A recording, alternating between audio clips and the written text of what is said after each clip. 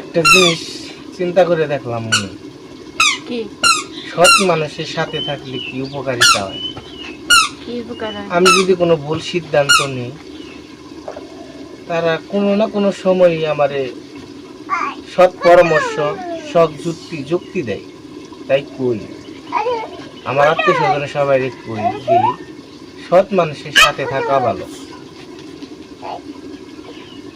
সৎ মানুষের সাথে থাকলে একটা জিনিস কি, তোমার হলো সৎ পরামর্শ, সৎ যুক্তি, ভালো দিক তারা এক সময় না এক সময় তোমার ধুইয়া দেয়। এদের সাথে থাকা ভালো না?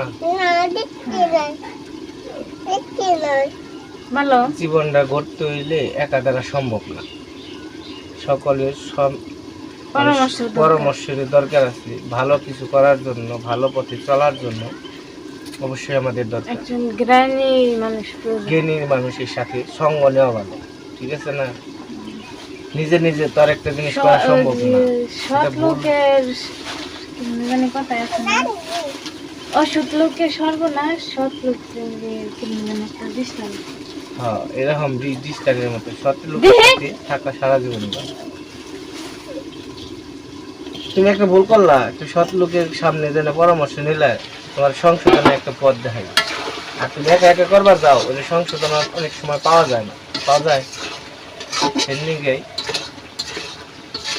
শুধু শিক্ষিত লোক হলেই হবো না, একজন ভালো লোক, জ্ঞানী লোক তাদের সাথে থাকলে। শিক্ষিত বলতে সবাই যে একরকম তাও মূর্খ না। থেকে শিক্ষিত একটা শত্রু থাকা অনেক ভালো। এটা কথার কথা, কিন্তু একজন জ্ঞানী লোক থাকা ভালো। জ্ঞানী লোকের সাথে সঙ্গ দেওয়া ভালো, এটা মনে রেখো। জ্ঞানী লোকের সাথে সঙ্গ দেওয়া অনেক ভালো।